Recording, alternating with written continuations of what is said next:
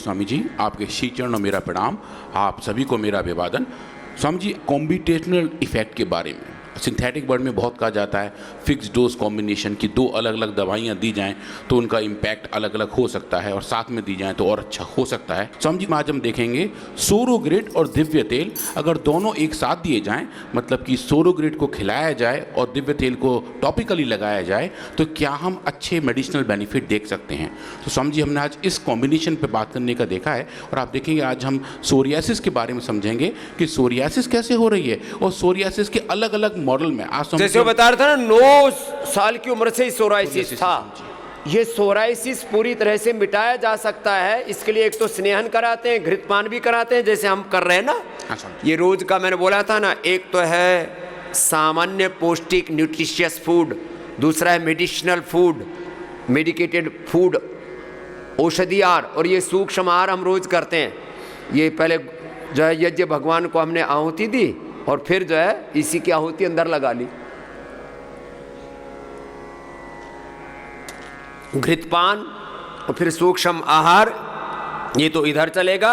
और इधर ये सोराइसिस नाम का बहुत ही खतरनाक रोग है, लोग तड़पते बिलखते रहते हैं। गोधन अर्क, कायाकल्प, नीम घनवटी और सोरोग्रिड, और फिर इसके ऊपर तेल, कायाकल्प तेल और ये दिव्य तैलम, अप्रतिम इसके लाभ हैं। उसके बारे में डॉक्टर अनुराग जी बता रहे हैं, बताइए। हाँ स्वामी जी, तो हमने इनको अलग अलग मॉडल्स में टेस्ट किया, 2 बड़े एनिमल मॉडल में काम किया। Cell line model Swami ji 8 या 9 अलग अलग ट्राई किए, अलग अलग मार्कर देखे और पाया कि जो कॉम्बिनेशन का इम्पैक्ट है वो स्वामी जी बहुत बढ़िया है। ये दोनों औषधियाँ अकेले अकेले बढ़िया काम करती हैं, पर लेकिन जब दोनों साथ होते हैं तो स्वामी जी 1 और 1 11 या फिर 111 या 11,011 तक पहुँच जाते हैं। स्वामी जी ऐसा ही हमें मल्टीपल बेनिफिट। हाँ स्वामी जी, इनके अंदर अच्छी सिनर्जी आ जाती है कि दोनों मिलकर अच्छा वाला काम करते हैं। तो स्वामी जी आज वही देखेंगे।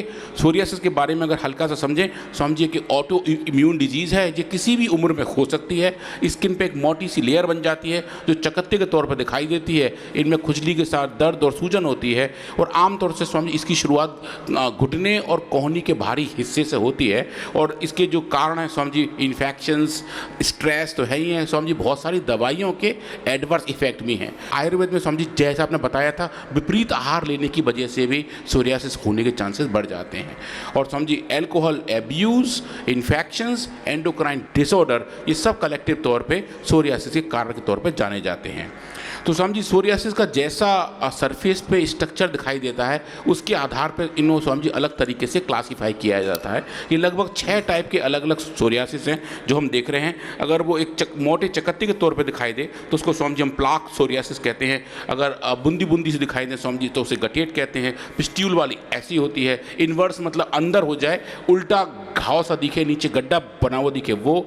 नाखून में जो समझिए बहुत कॉमन है वो नेल सोरियासिस है। और जो उसका खतरनाक वर्जन है स्वामी जी वो सोरियाटिक अर्थराइटिस है कि सोरियासिस और अर्थराइटिस ये सोरियाटिक तो हार्ट डिजीज भी होती है। स्वामी सोरियाटिक हार्ट डिजीज वो एक और अगला वाला एक्सट्रीम है स्वामी जी कि वहां तक पहुंच जाते हैं। ये कई प्रकार हैं, ये बीमारियों की भी जाति प्रजाति बड़ी खतरनाक है। हाँ स्वामी जी, बड़ा लंबा कुनबा है और इनके जो सदस्य हैं वो आपस में जल्दी मिलके एक नई फॉर्मेशन कर लेते हैं। तो समझिए उससे लड़ना, उससे जीतना भी उतना ज़्यादा डिफिकल्ट बनता जाता है।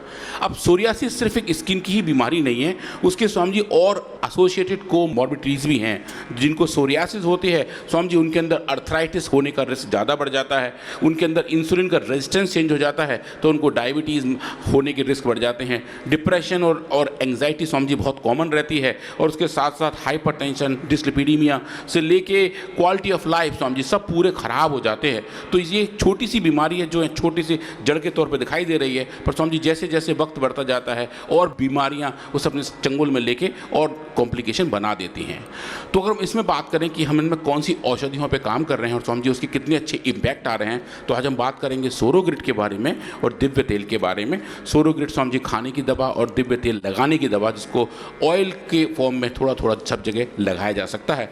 और ये स्वामी जी उसकी डिटेल केमिस्ट्री है। सोरोग्रिड जिसको हम यहाँ कोड में PSO कह रहे हैं, इसके अंदर जितने भी नेचुरली पैक कंपाउंड है वो हम स्वामी जी यहाँ देख रहे हैं। दिव्य तेल के अंदर अच्छे फैटी एसिड्स हैं क्योंकि ऑयली फॉर्मुलेशन है, तो स्वामी जी वो भी हम देख रहे हैं कि इसमें जो अच्छे नेचुरली फैटी एसिड्स हैं वो, और उसके साथ साथ कुछ अच्छे कंपाउंड जो उसमें हर्ब्स की वजह से आ रहे हैं स्वामी जी, वो भी हमें देखने को मिल रहे हैं। तो इसके लिए जो हमने एक्सपेरिमेंट किए वो स्वामी जी बहुत डिटेल वाले किए। आई थिंक स्किन रिसर्च पे ये स्वामी जी अब तक का हमारा सबसे बड़ा प्रोजेक्ट रहा है जहाँ हमने बहुत ऊर्जा इन्हीं पर लगाई है। तो सबसे पहले हमने ह्यूमन सेल्स पे काम किया, ह्यूमन स्किन सेल पे काम किया, क्योंकि सोरियासिस स्किन की डिजीज़ है। उसको स्वामी जी लैब में ग्रो किया और अलग नए नए प्रोटोकॉल्स डेवलप करके देखा कि कैसे इसके अंदर हम सोरियासिस जैसे इन्फ्लेमेशन पैदा कर सकते हैं। और स्वामी जी एक साइटोकाइन है, इसका नाम है TNF अल्फा, इसके बारे में काफ़ी बात करते हैं, tumour necrosis factor alpha. Swami ji अगर वो हमारे शरीर में बढ़ जाता है तो इन सेल्स के अंदर इन्फ्लेमेशन ऐसा बढ़ जाता है जो सोरियासिस तौर पर दिखाई देता है। तो स्वामी जी हमने वो देखा, सोरियासिस को इन सेल्स में इंड्यूस किया और इनको सोरे ग्रिड से और दिव्य तेल से स्वामी जी ट्रीट करके देखा कि कैसे इनके इम्पैक्ट देखने को मिलते हैं। तो स्वामी जी पहले तो हमने देखा कि कहीं ये दवा कोई एडवर्स इफेक्ट तो नहीं दिखा रही, क्योंकि काफ़ी लोग आजकल ये पूछ रहे होते हैं, क्योंकि स्वामी जी लगता है हर एक रोगी का, हर एक हेल्थ सीकर का ये क्वेश्चन होता है इन दवाई का कोई साइड इफेक्ट तो नहीं है, चाहे वो सिंथेटिक दवाई खा रहे हो चाहे नेचुरल मेडिसिन खा रहे हो। कुछ ऐसा स्वामी जी भ्रांतियाँ लोगों के दिमाग में आ जाती हैं। तो हमने सबसे पहले देखा कि ये सेल्स अच्छे से इस दवा को टॉलरेट कर रहे हैं। तो आप देखेंगे स्वामी जी जितनी भी हाईएस्ट डोज तक हम जा सकते थे हम वहाँ गए और आप देखेंगे स्वामी जी कोई भी कैसा भी एडवर्स इफेक्ट देखने को नहीं मिला था। पर अगर हम इन्फ्लेमेशन की बात करें तो जो इन्फ्लेमेशन इंड्यूस हुआ था स्वामी जी इंटरल्यूकिन 8 के माध्यम से, हमने स्वामी जी वो देखा डिजीज कंडीशन में TNF अल्फा की वजह से वो लेवल बढ़ गया था। और आप देखेंगे सोरोग्रिड के इस्तेमाल से ये स्वामी जी डोज डिपेंडेंट तरीके से कम होकर बिल्कुल भाग गया जहाँ नेचुरली इसको होना चाहिए था। और उसके साथ जो उसके और मार्कर थे IL-8 से लेकर TNF अल्फा और IL-1 बीटा तक, उन सबको हमने नापा और पाया कि स्वामी जी हमें ये अच्छा इम्पैक्ट देखने को मिलता है। और इन सब के जो मास्टर रेगुलेटर हैं NF कापा भी, वो भी स्वामी जी कम हो गए। तो हमने इस पेपर को जर्नल ऑफ इन्फ्लेमेशन रिसर्च में भेजा था। तो स्वामी जी वहाँ एक जो रिव्यूअर हैं उनकी एक बड़ी क्वेरी आई। उन्होंने ये कहा कि सिंथेटिक वर्ड में सोरियासिस की दवा को ठीक करने के जो पाथवे हैं वो स्वामी जी एक अलग टाइप के इंटरल्यूकिन से जाने शुरू हुए हैं, जिसको इंटरल्यूकिन 17 कहते हैं। स्वामी जी उस पर हम पहले काम नहीं कर रहे थे, तो उन्होंने एक तरीके से हमारे तरफ चैलेंज जैसा फेंका कि आप इंटरल्यूकिन 17 का पाथवे चेक करके बताओ कि इस मॉडल में इंटरल्यूकिन 17, IL-17 या फिर इंटरल्यूकिन 23, IL-23 क्या इस पर कोई इम्पैक्ट आता है। तो स्वामी जी हमारी टीम ने इस पर तुरंत काम किया और पाया कि इन एनिमल मॉडल में, इन सेल लाइन मॉडल में भी इंटरल्यूकिन 17 और इंटरल्यूकिन 23 जो सोरियासिस के अब मास्टर कंट्रोलर माने जाते हैं स्वामी जी, उनका लेवल भी जो बढ़ जाता है बीमारी में वो स्वामी जी सोरोग्रिड के इस्तेमाल से डोज डिपेंडेंटली कम हो जाता है। ये हमने पहली बार देखा और स्वामी जी मुझे बताते हुए बहुत गर्व है कि शायद कोई ये पहली हर्बल स्टडी है जहाँ हमने एक ऐसे मेडिसिन का इम्पैक्ट देखा जो ऐसे मार्कर हैं जो स्वामी जी क्लिनिकली कंट्रोल करने बहुत डिफिकल्ट माने जाते हैं, चाहे वो इंटरल्यूकिन 17 हो या स्वामी जी इंटरल्यूकिन 23 हो। उसके बाद स्वामी जी हमने एनिमल मॉडल सेटअप किए। आज हम 2 एनिमल मॉडल की बात करेंगे।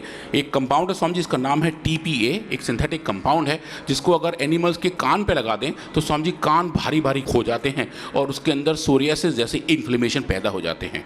तो स्वामी जी हमने इस एक्सपेरिमेंट में कुछ एनिमल्स के एक लेफ्ट कान पे तो सोरियासिस पैदा करके दिव्य तेल लगाया और राइट कान पे कुछ नहीं लगाया और उनको एनिमल्स को सोरोग्रिड दवा खिलाई।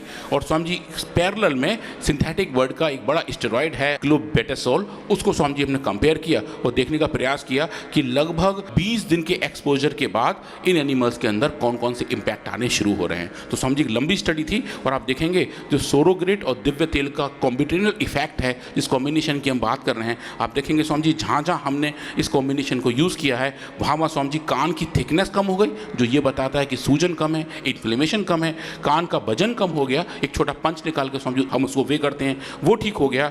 और उसके साथ साथ जब हम इसकी हिस्टोपैथोलॉजी करते हैं, अगर हम माइक्रोस्कोप नीचे देखते हैं कि वो टिश्यू देखने में कैसा है, तो स्वामी जी ये नॉर्मल टिश्यू है जहाँ पे हमने बीमारी कोई इंड्यूस नहीं की है। एक ही एनिमल के स्वामी जी लेफ्ट ईयर में बीमारी इंड्यूस की है, दूसरे में नहीं की है। और जहाँ हमने इंड्यूस नहीं किया वो देखने में ऐसा है। और स्वामी जी जहाँ पे हमने इंड्यूस की है आप देखेंगे स्किन बहुत मोटी मोटी हो गई है, पूरा इन्फ्लेमेटरी पाथवे हमारा एक्टिवेट हो गया है और ये बीमारी जो इंड्यूस हुई है स्वामी जी सोरोग्रिड के इस्तेमाल से डोज डिपेंडेंट तरीके से ठीक होनी शुरू हो जाती है।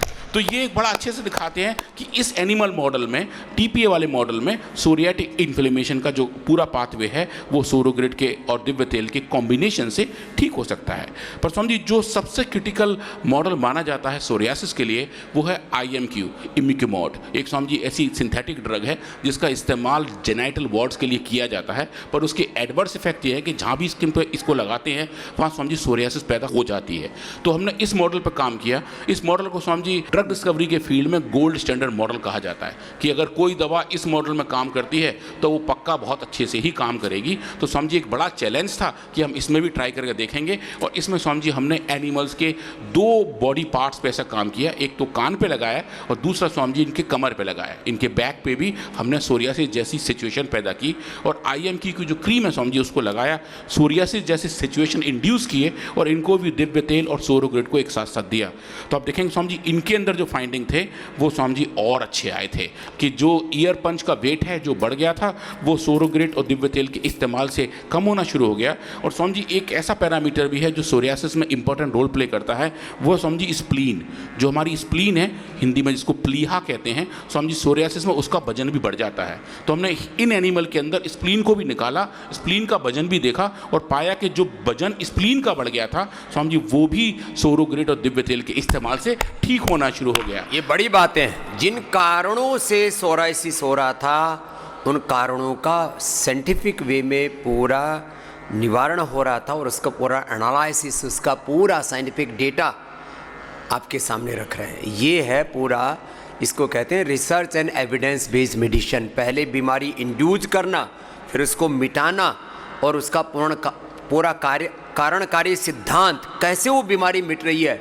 कई बार बीमारी ठीक तो हो रही है लेकिन कैसे हो रही है नहीं पता, वो कैसे ठीक हो रही है वो बता रहे हैं। हाँ समझिए। और अगर आप इन्हीं एनिमल का समझिए देखेंगे ईयर थिकनेस जिनको हमने IMQ से इंड्यूस किया हुआ था, समझिए ये डेटा तो और भी ज़बरदस्त है। ये देखिए ये नॉर्मल एनिमल की ईयर थिकनेस है जो हमें स्क्रीन पर दिखाई दे रही है, और ये डिजीज एनिमल की है समझिए लगभग 5 गुना तक ज़्यादा मोटी हो गई है। और ये जो बड़े हुए थिकनेस है समझिए आप देखेंगे ये नॉर्मल वाला है, ये समझिए बड़ा हुआ इतना मोटा डिजीज कंडीशन में हो गया है। और ये देखें समझिए पूरी मोटाई डोज डिपेंडेंट तरीके से समझिए वापस लौट के वहीं आ जाती है जहाँ नेचुरली इसको होना चाहिए। तो वो जो स्किन का डिफरेंशिएशन है, इन्फ्लेमेशन के मार्कर्स हैं, इन्फ्लेमेटरी सेल्स का इन्फिल्ट्रेशंस हैं, वो सब समझिए इस औषधि के ट्रीटमेंट से, इन दोनों औषधि के को ट्रीटमेंट से समझिए अच्छे होते दिखते हैं।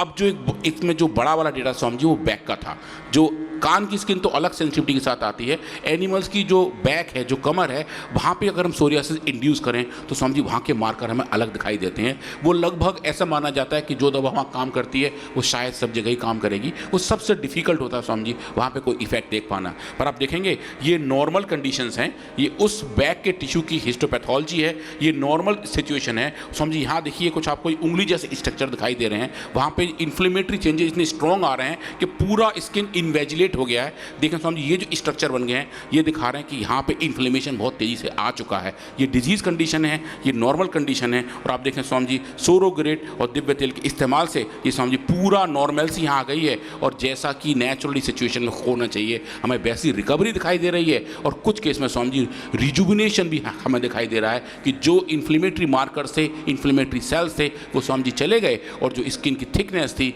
हाइपर केराटोनिसिस थी, वो समझिए ठीक होती है हमें दिखाई दे रही है। ये समझिए बड़ा डेटा था, इसको लेके हम आगे समझिए गए और जर्नल ऑफ इन्फ्लेमेशन रिसर्च जो मैं भी आपको बता रहा था, इन्फ्लेमेशन का एक बड़ा जर्नल है समझिए, वहाँ पे ये अब अंडर पब्लिकेशन है। समझिए ये उन्हीं की क्वारी थी कि हम IL-17 IL-23 को करके दिखाएं, समझिए हमने वो करके दिखाया है। और ये बड़ा अच्छा लग रहा है कि जब साइंटिफिक वर्ड से ऐसी क्वारी आती हैं जिनको समझिए वो लोग सोचते हैं कि शायद आयुर्वेद एड्रेस ना कर पाए, और जब समझिए जिसको हम एड्रेस कर देते हैं तो एक संपूर्णता वाली फीलिंग आती है कि हम राइट डायरेक्शन में राइट मेडिसिन को सही जगह समझिए पहुँचा पा रहे हैं। चलिए बहुत बहुत धन्यवाद। जो है सोरोग्रेट के बारे में और दिव्य तैलम के बारे में बताया, इसमें गोधन अर्क, फिर कायाकल्प वटी, नीम घनवटी, फिर इसमें लौकी कल्प और स्नेहन करवा करके फिर बस्ती भी देते हैं, उपवास कराते हैं। ऐसे समग्रता से जब उपचार देते हैं तो सोराइसिस जैसे रोगों पर भी लोग विजय पाते हैं। आप रोज़ देखते हुए